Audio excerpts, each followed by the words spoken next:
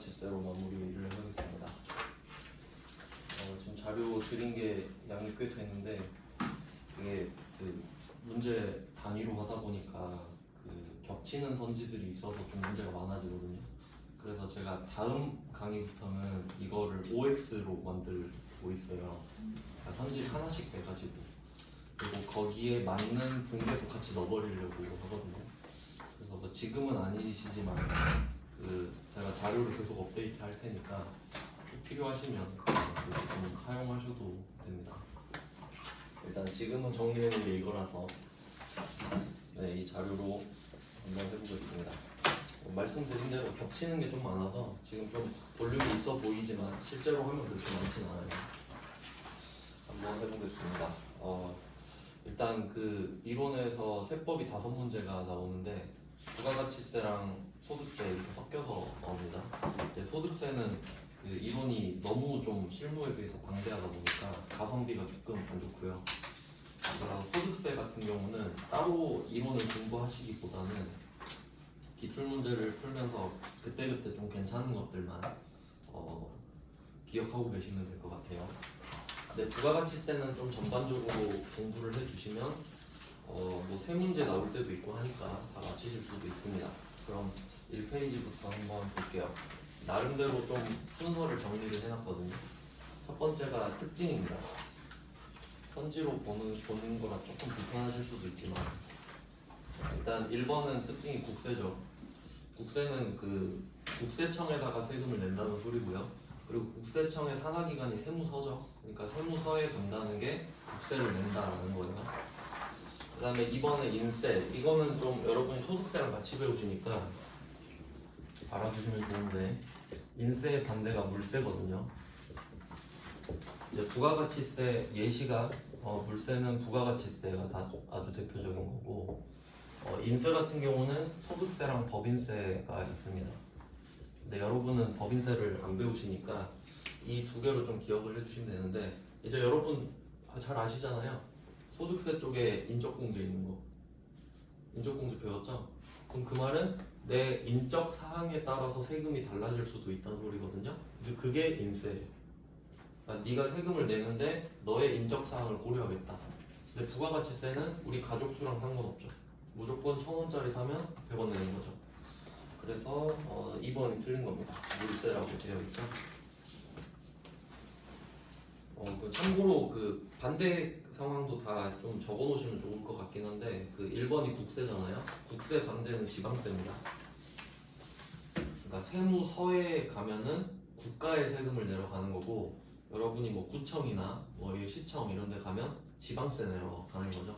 광주광역시에다가 내는 거니까.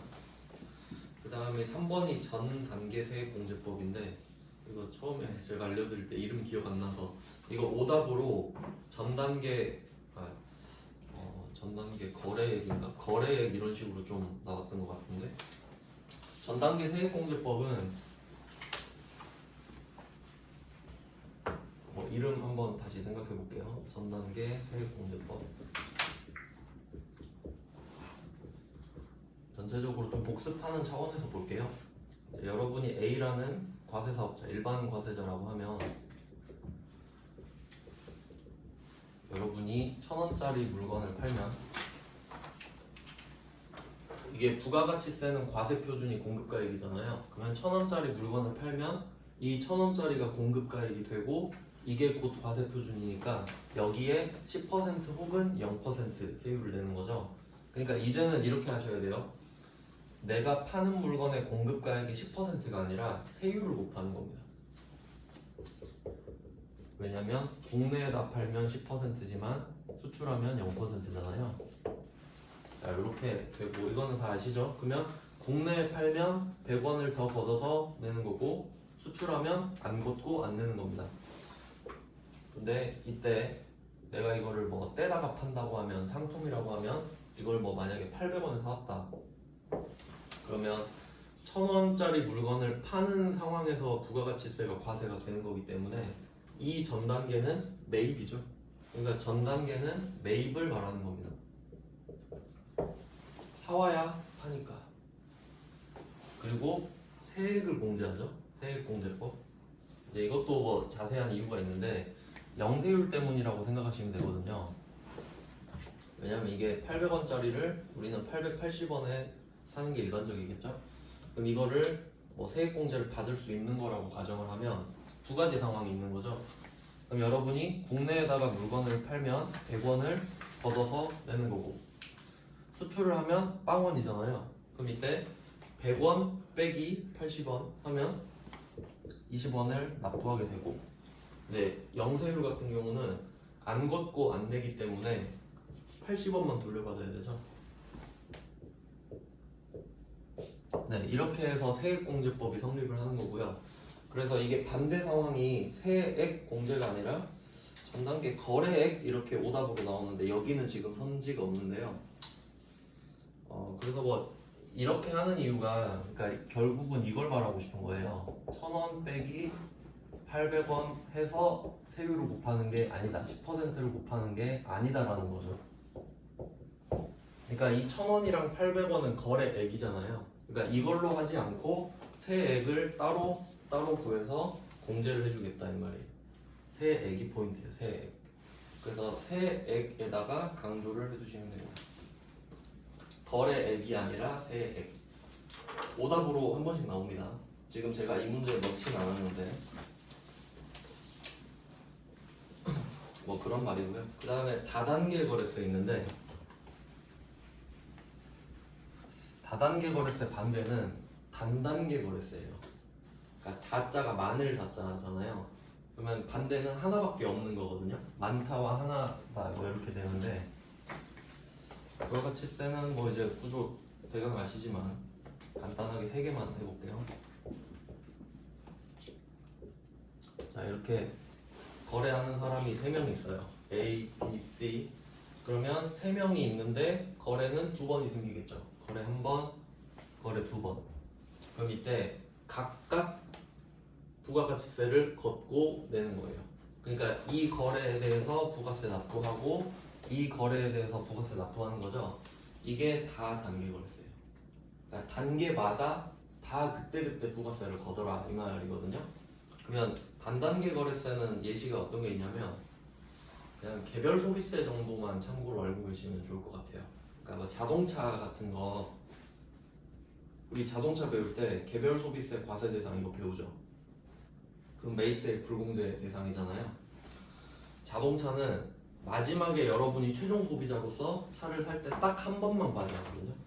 그래서 단단계 거래세 참고하시면 되겠고, 그 다음에 2번 문제로 가겠습니다.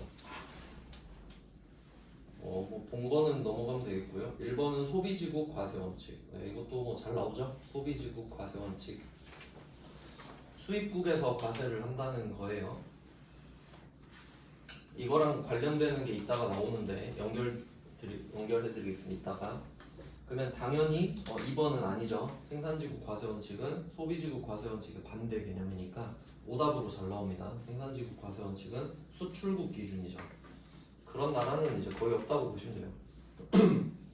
전단계 세액공제법은 아까 보셨고, 그 다음에 간접세 이것도 시험에 잘 나오죠. 간접세 같은 경우는 방금 그려드렸던 걸로 말씀드리면 C가 최종 소비자라고 하면 자, A랑 B는 뭐 사업자라고 해볼게요. 도매업자, 소매업자 이렇게 좀 간단하게 구조를 그려보면 여기서 다단계 거래세는 뭐 도매업자도 부가세 내고 소매업자도 부가세 내라 이게 다단계 거래세였고, 그리고 이걸 좀 분류를 해보면 이 최종 소비자는 사업자가 아니죠. 비사업자입니다. 그리고 이쪽은 사업자죠. 이렇게 일단 분류를 할 수가 있는데, 그러면 이때 도매업자랑 소매업자는 각각 자기 관할 세무서에 가서 부가세를 낼 거란 말이죠. 3개월마다. 그러면 이때 이 사람들은 납세를 하는 겁니다. 납세 의무자로서 부가세를 걷어서 내는 거죠. 그래서 납세를 하는 거예요. 세무서에 가서 내는 걸 납세라고 해요. 근데 여러분은 부가가치세를 납세를 한 적은 없어요. 근데 부담은 하죠. 그래서 그걸 담세라고 합니다. 부담하는 거죠. 그럼 이때 이 두 사람이 일치하지 않죠? 이런 상황을 간접세라고 합니다.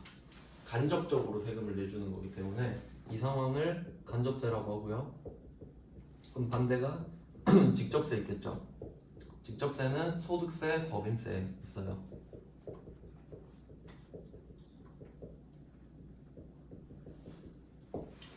그러니까 좀 여러분은 소득세 자체를 공부하시는 게 아니라 부가가치세랑 비교되는 부분만 좀 체크하시면 돼요. 지금처럼. 그러면 소득세는 간접세가 아니고 직접세다. 이 정도까지만 참고로 같이 알아두시는 거죠. 왜냐면 소득세, 법인세는 자기가 부담하고 자기가 납부하니까요. 네, 뭐 기본적인 특징은 이렇게 봤고요. 이제 3번으로 넘어가 보시면 되겠습니다. 3번 문제에 그 밑에 해설이 좀 길게 돼 있는데요. 여기서 엄청 중요한 게 있습니다. 그 답 2번 이렇게 돼 있는데 그 뒤에 두 개를 표시할게요. 사업자랑 재화를 수입하는 자. 사업자 이게 그 납세 의무자인데요.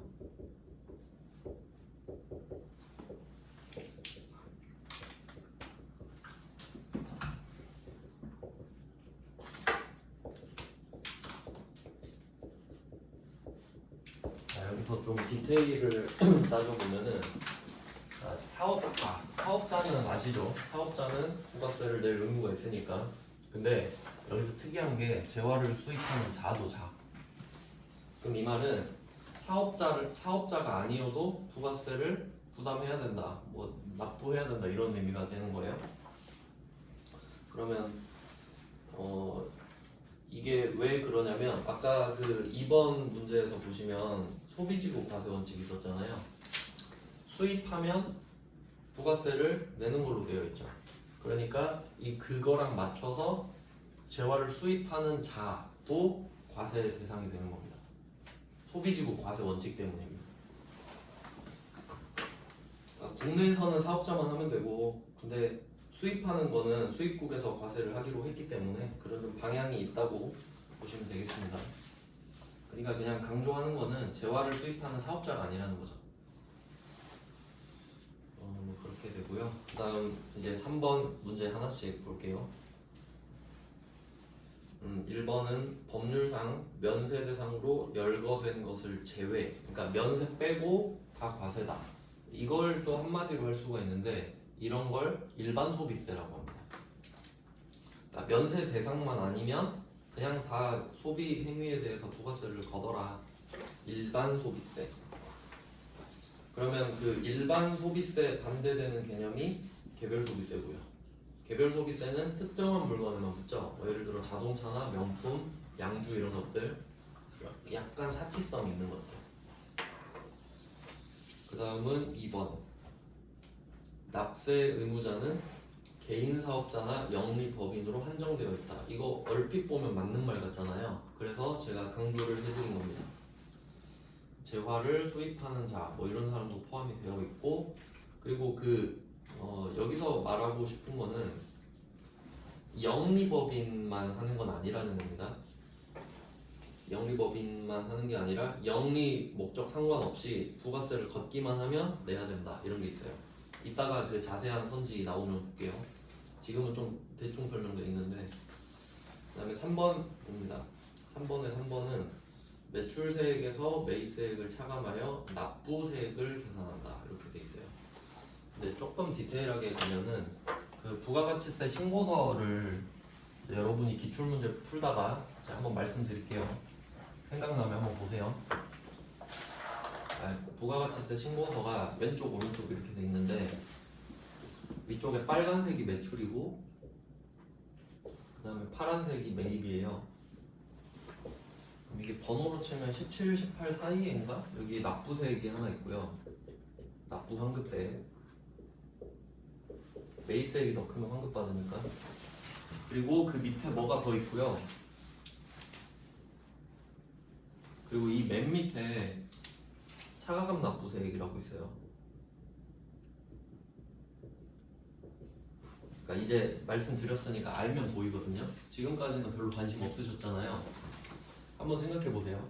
그러니까 납부세액은 그냥 가장 큰 덩어리예요. 매출세액에서 매입세액을 뺀 게 가장 중요하잖아요. 근데 여기서 막 세액공제, 가산세 이런 거 우리 배웠죠. 그런 걸 빼면 진짜 여러분이 낼 세금 있잖아요. 그렇게 구하는 거예요. 그러니까 지금 용어를 강조드리는 겁니다. 매출세액에서 매입세액을 뺀 건 납부세액이에요. 그러니까 여러분이 진짜 이 세금을 내는 건 아닙니다. 알겠죠? 그러니까 세액공제나 가산세 같은 것까지 다 고려를 하고 남은 게 차가금 납부세액이거든요. 참고하시면 됩니다. 그냥. 틀린 말은 아니죠. 그 다음은 4번. 3번에 4번. 납세의무자는 재화 또는 용역을 공급하는 사업자이지만 이건 그냥 일반적인 이야기 하는 겁니다. 재화를 수입하는 자를 말을 하지 않아도 일반적으로는 이 사람이 맞으니까. 그 다음에 담세자는 최종 소비자가 된다. 이게 간접세에 대한 설명이죠. 네, 간접세 써두시면 되겠네요. 그러니까 3번에 1번은 일반 소비세라는 특징이고 3번에 4번은 간접세라는 특징을 풀어서 말을 하는 겁니다. 그래서 좀 묶어서 공부하시면 좋겠죠. 그 다음에 4번 문제로 가볼게요. 또 나왔네. 1번에 납부세액은 매출세액에서 매입세액을 뺀다. 네, 맞는 말이고요. 그 다음에 2번. 이것도 알고 계셔야죠. 법인 사업자는 부가가치세법상 전자세금계산서 의무 발급 대상자다. 여기서 키워드는 전자죠. 법인 전자. 물론 개인 사업자도 기준이 있는데 그것까지 물어보진 않을 것 같습니다. 금액이 작년에 3억 이상 뭐 이런 게 있는데 그런 것까지는 오바고, 근데 법인은 무조건 전자 발급 대상이거든요. 이 정도는 기억을 좀 해놓을게요. 그 다음에 3번. 금전 외의 대가를 받은 경우 공급가액은 자기가 공급받은 재화 또는 용역의 시가로 한다. 이게 좀 잘 틀릴 수 있는 내용인데 이 밑에 답 있죠. 답에다가 이것만 딱 표시할게요. 자기가 공급한 이것만 표시하세요. 자기가 공급한. 예를 들어드리겠습니다. 이게 그 가장 대표적인 예시가 그 교환은 물물 교환 있죠. 그걸로 볼 수 있는데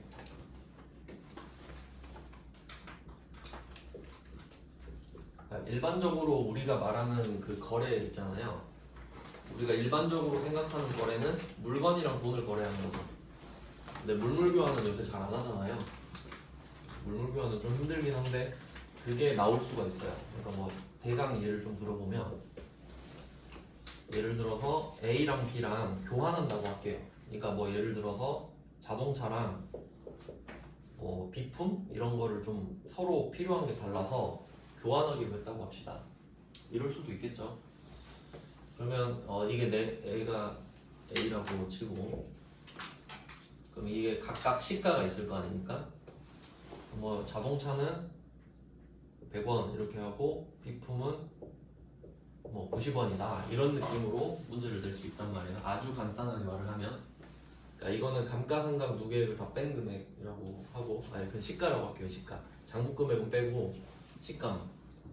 그러면 내가 100원짜리 차를 주고 90원짜리 비품을 받는 겁니다. 그러면 이때 하고 싶은 말이 공급가액을 구하는 거잖아요. 그러니까 이것도 사실 판 거거든요.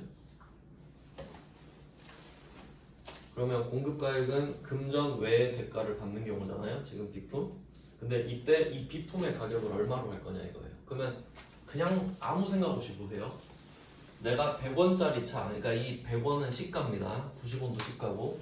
그러면 내가 100원짜리 차를 주고 90원짜리 비품을 받잖아요. 그럼 그냥 아무 생각 없이 보면 90원짜리 비품을 받은 거죠.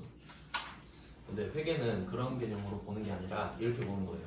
이 차를 시장에 갖다 팔면 100원이죠. 그러면 나는 100원 준 거예요.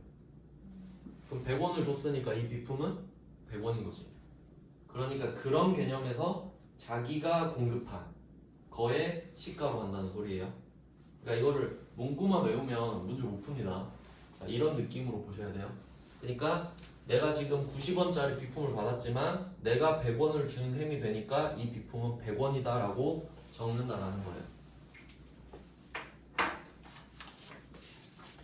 간단하게 설명하면 이렇습니다. 이런 느낌이에요.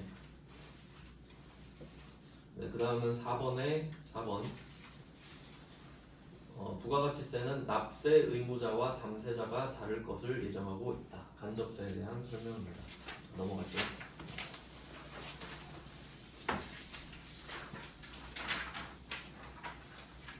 네, 이제 2페이지입니다. 그래서 방금은 좀 특징을 본 거예요. 부가가치세는 이런 특징들을 갖고 있다. 그 다음 이제 납세 의무자가 누구냐? 5번입니다. 1번 영리 목적을 추구하는 사업자만이 납세 의무를 진다. 틀린 말이에요. 아까도 나왔었죠. 영리 법인만 낸다 이렇게 되는데 그걸 이제 대표하는 문장이 그 6번 문제 1번 있죠. 6번 문제 1번을 전체적으로 좀 강조 표시할게요. 6번은 1번. 사업의 영리 목적 여부에 관계없이 사업상 독립적으로 재화 및 용역을 공급하는 사업자다. 이게 사업자의 정의거든요. 그러니까 여기서 또 제일 중요한 건 사업의 영리 목적 여부에 관계가 없다 이렇게 되어 있고, 제가 이 부분에서 예시를 드는 게 우체국 택배입니다. 우체국 택배. 그게 어떤 의미인지 생각을 해보시면, 우체국은 국가기관이잖아요. 근데 우체국 택배에는 부가가치세가 붙어 있어요. 이제 그 이유는 그 다른 일반 사기업 택배 있죠. 대한통운이나 한진택배는 부가세가 붙어 있잖아요. 근데 우체국 택배가 국가기관이 제공하는 서비스라서 부가세를 빼버리면 우체국 택배가 싸지죠. 그럼 우체국 택배만 사람들이 쓰겠죠? 그럼 사기업이 망하잖아요. 그러니까 형평성 때문에 우체국은 부가세를 걷고 싶지 않지만 그냥 걷는 거죠. 그럼 영리 목적 아니죠? 근데 걷었죠. 그럼 내라 이거예요. 그러니까 그게 영리 목적 여부에 관계가 없이 이렇게 되는 겁니다. 그래서 이거에서 응용되는 게 뭐냐면, 방금 그 6번에 1번 강조 표시 하셨잖아요. 연결해 볼게요. 이 결과가 어떻게 되냐면 7번 문제에 2번 있죠. 국가 지방자치단체도 납세 의무자가 될 수 있다. 이게 결론이에요. 왜? 영리 목적 상관없으니까. 이제 좀 납득이 되시죠? 국가도 걷었으면 내라 이거예요. 왜냐면 부가가치세는 사실 소득에 대한 세금이 아니라 삥 뜯어서 내는 거잖아요. 그러니까 삥 뜯었으면 내라 이거죠. 그래서 참고로 좀 말씀을 드리면, 여러분 시험 범위는 아닙니다만은 법인세 있죠. 그러니까 국가도 법인으로 보거든요. 개인은 아니잖아요. 국가 지자체도 법인으로 설립을 한단 말이에요. 그러면 법인세는 안 내요. 국가 지자체가.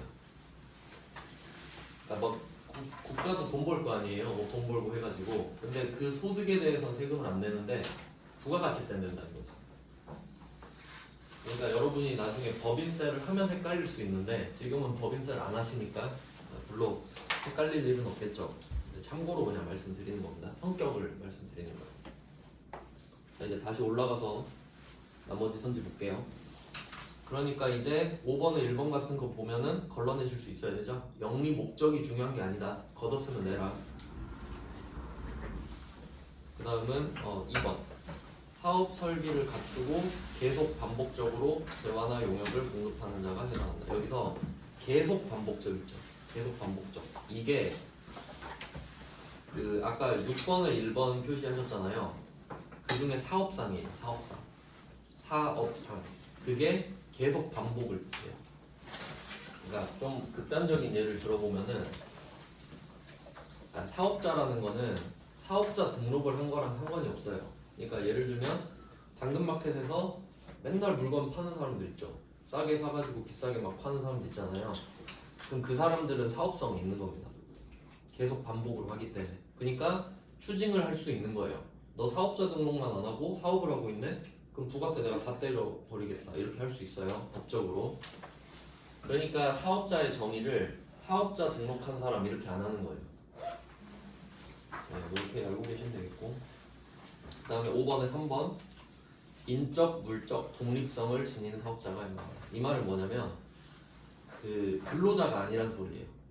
근로자는 돈 받고 일하잖아요. 그럼 그건 독립성이 없는 거예요. 근데 사업자는 자기가 위험을 감수하죠. 그러니까 그걸 독립성이라고 하는 겁니다. 그러니까 그게 6번에 1번에 다 나와 있는 거죠. 그러니까 6번에 1번은 사실 3개로 나눠진 거예요. 첫 번째 영리 목적 여부 불문 묻지 않는다죠. 두 번째가 사업상, 세 번째 독립적. 이렇게 3개가 나오는 거예요.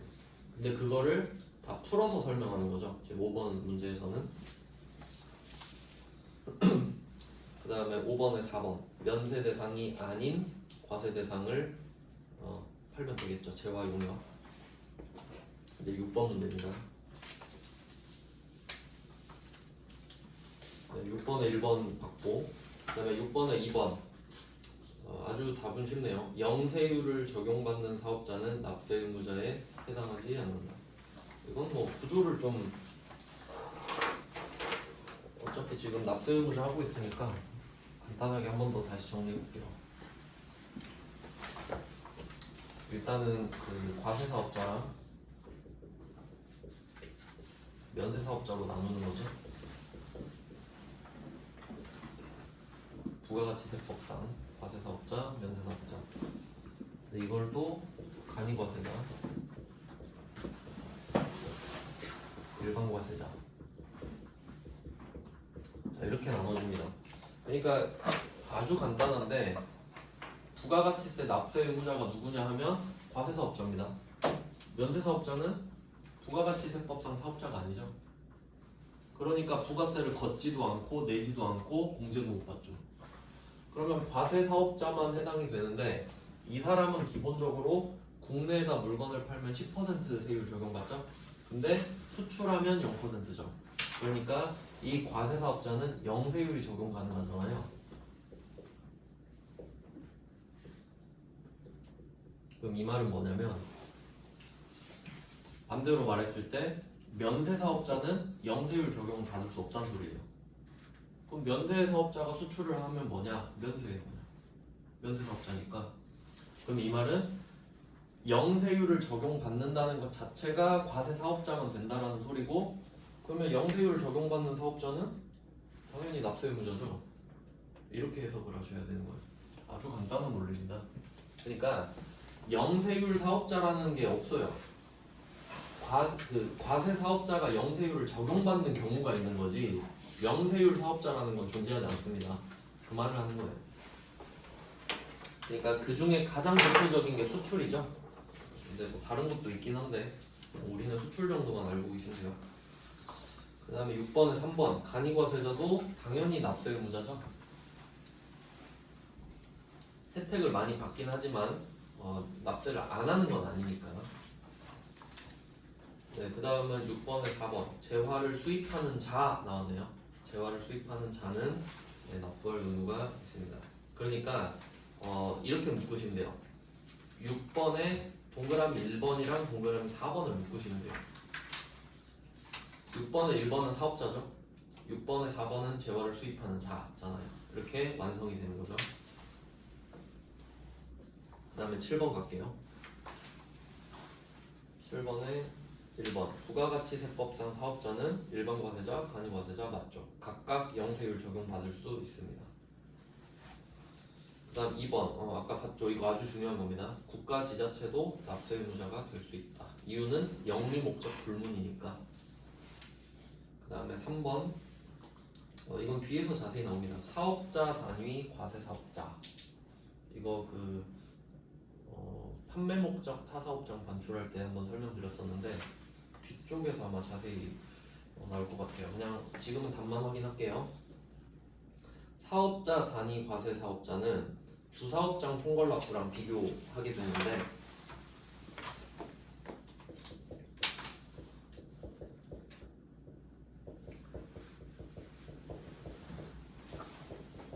자, 사업자 단위에서 중요한 건 사업자 단위거든요. 그럼 이 말은 사업자가 한 명인데 이 사업자 한 명이 사업을 만약에 3개를 하고 있어요. 그럼 사업장이 3개겠죠. 근데 여기서 사업자 단위로 묶어버리기 때문에 사업장이 3개여도 그 3개는 사업자 등록번호가 하나예요.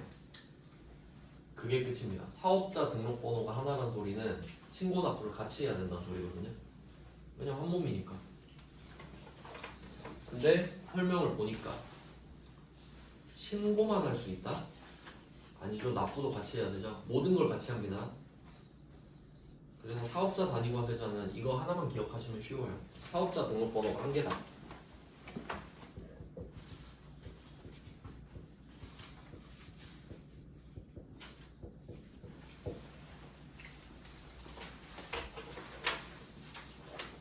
이건 뒤에 나오니까 뒤에서 자세히 볼게요.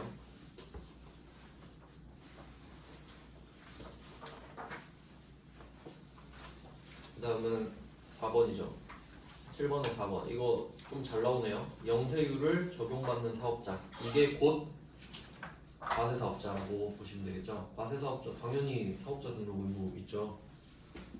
그리고 그 면세사업자도 사업자 등록을 하긴 하거든요. 근데 그거는 부가가치세법상 등록을 하는 게 아니라 소득세나 법인세법상으로 하는 거예요.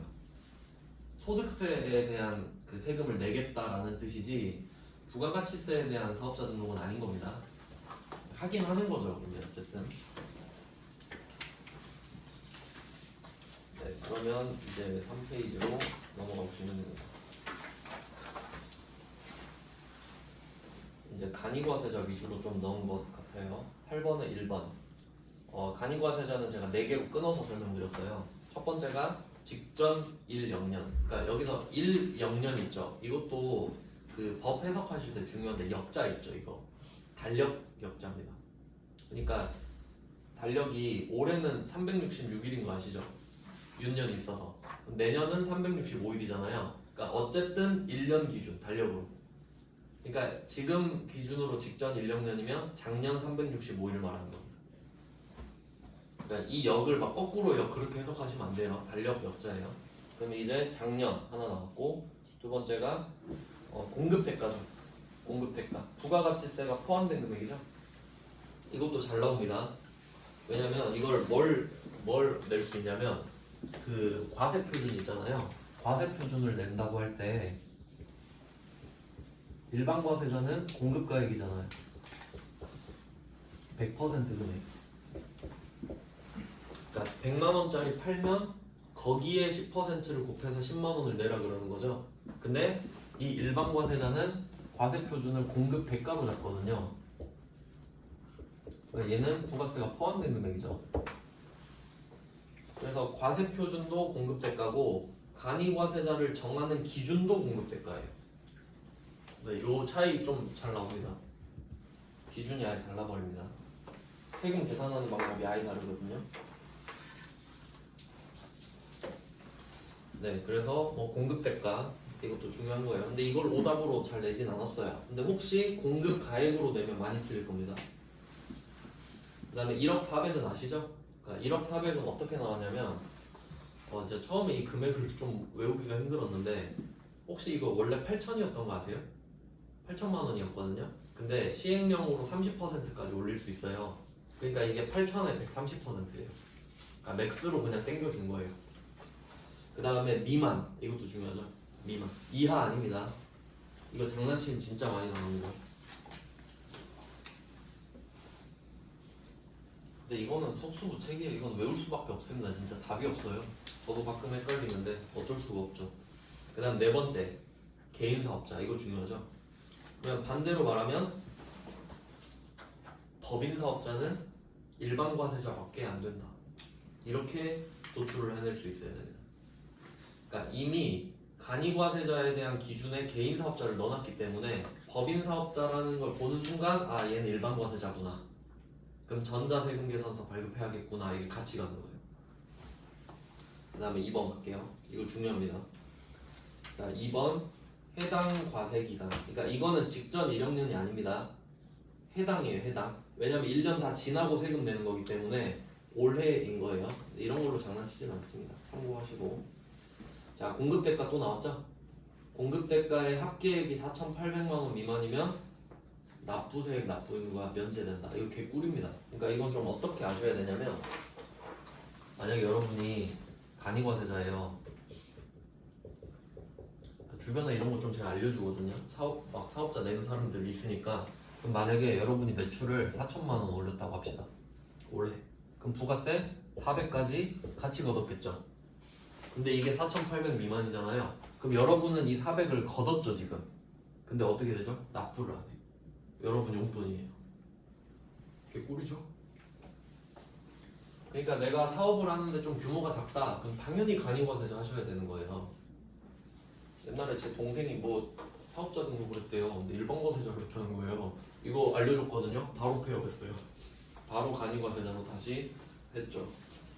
굳이 낼 필요 없잖아요. 일반과세자면 400 내야 되죠. 자, 그러면 지금 이 2번 보면 되게 좋다라는 느낌 들죠. 왜냐면 지금 400만 원 정도를 안 내잖아요. 근데 이게 장점인데 그럼 단점을 하나 더 주죠. 단점 3번이랑 묶어두시면 돼요. 세금 계산서를 발급할 수 없죠. 그러니까 장점과 단점을 하나씩 같이 주는 겁니다. 그러니까 그냥 소비자한테만 팔아라 이거죠.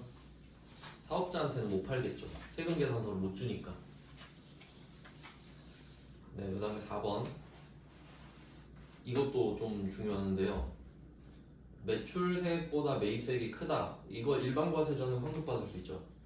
간이과세자는 이런 혜택을 받고 있기 때문에 매입세액이 더 커도 그럴 일도 잘 없긴 한데 안 해줍니다. 환급을 안 해줍니다.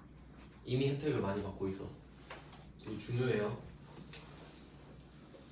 환급을 받을 수 없다. 그러니까 없는 것으로 본다 막 이런 말 표현하는데 그렇게까지는 안 될 것 같고 환급 못 받는다 이 정도 아시면 될 것 같아요. 그 다음에 9번 문제. 1번은 아까 나왔던 거고요. 1억 400만 원. 그 다음에 9번은 2번. 조금 지엽적인 거거든요. 한번 보시면 이거는 그러니까 그냥 들러리로 나오는 거예요. 중요한 건 아니에요. 직전 연도 공급 대가 합계액이 4,800만 원 이상이다. 그리고 부동산 임대 사업자다. 이렇게 돼 있죠. 그러니까 부동산 임대 사업 이게 포인트예요. 그러니까 그냥 한번 생각해 보세요. 부동산 임대 사업 하려면 부동산 있어야 되죠. 그럼 적어도 뭐 몇천 몇억이잖아요. 그러니까 얘는 기준이 좀 다릅니다. 4,800만 넘어버리면 야 넌 간이과세자 아니지 이렇게 봐버려요. 그러니까 한 월세 400만 원만 받아도 일반과세자로 떼어버린다는 소리예요. 400씩 받으면 4,800이잖아요 1년에. 기준을 아주 타이트하게 잡겠다는 소리입니다. 그냥 참고만 하시고요. 그 다음에 9번에 3번. 이거 조금 중요한 건데 간이과세자는 세금 계산서를 발급받은 재화의 공급 대가의 1%라 되어 있는데 답이 0.5%죠? 이렇게 보시면 이건 좀 알고 계시면 좋을 것 같아요. 그러니까 좀 느낌을 한번 생각을 해보면 공급 대가의 0.5%거든요. 그럼 만약에 100만 원짜리 샀다. 그럼 110만 원이에요. 여기에 0.5% 이런 느낌입니다. 그러니까 여러분이 100만 원짜리 물건을 사면 지금 세금 계산서 받는 거죠. 그러면 100만 원, 10만 원 써 있을 거 아니에요. 근데 일반과세자는 10만 원 공제받죠. 근데 간이과세자는 매출세액도 되게 좀 작거든요. 그러니까 110만 원에 겨우 0.5%를 줘요. 근데 매출세액도 이미 작아요. 참고하겠습니다. 0.5%는 알고 계셔야 돼요.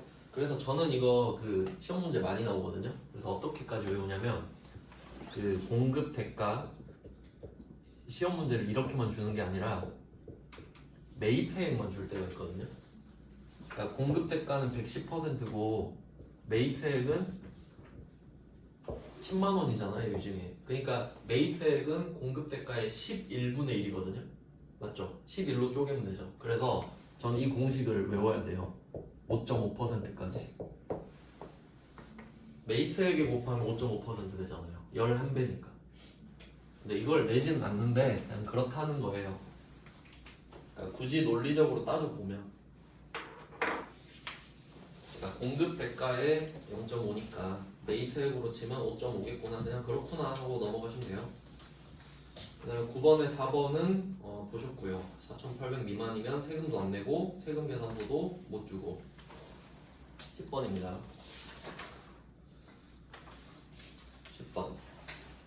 다음 중 부가가치세법상 간이과세자입니다. 1번 아까 말씀드렸죠. 법인은 간이과세자가 될 수 없다.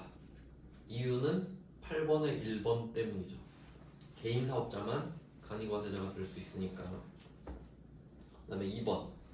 이것도 몇 번 나왔어요. 의제 매입세액 아시죠?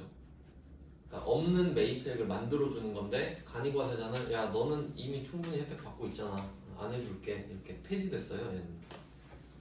기억하셔야겠죠?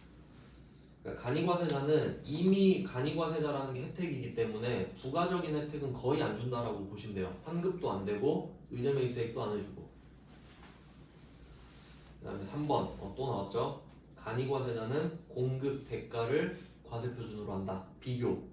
일반 과세자는 공급 가액을 과세표준으로 하죠. 그러니까 뭘 말하고 싶은 건지를 아셔야 돼요. 아, 일반 과세자는 공급 가액이란 거를 이게 물어보는 거인 것도 맞는 거죠. 지금 이선지는. 그 다음에 10번에 4번. 이제 이거는 좀 찍어서 맞힐 수 있을 것 같아요. 10번에 4번. 간이과세자도 영세율 적용받을 수 있죠? 네, 과세사업자잖아요.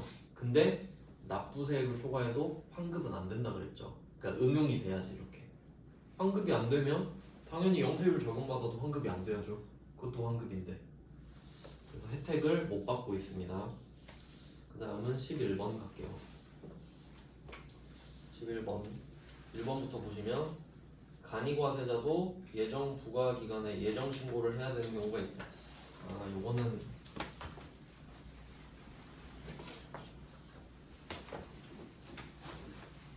이거는 조금 알고 계시면 좋을 것 같네요. 1기, 2기 이렇게 있을 때 예정 확정.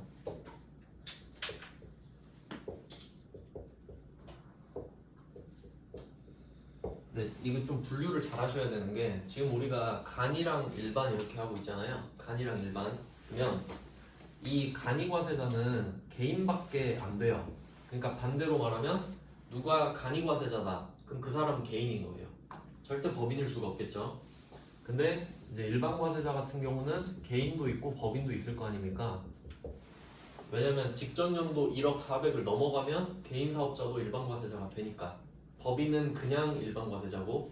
그러면 이걸 가지고 또 내려와야 돼요. 그럼 일단 간이 과세자는 그러니까 원래는 부가가치세를 1기, 2기로 쪼개잖아요.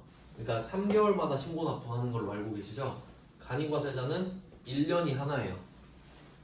간이과세자는 그냥 1년 싹 잡아서 끝 이렇게 한단 말이에요. 그러니까 그냥 이것도 나중에 나와요. 간이과세자는 과세기간이 1년이다 이렇게 나온단 말이에요.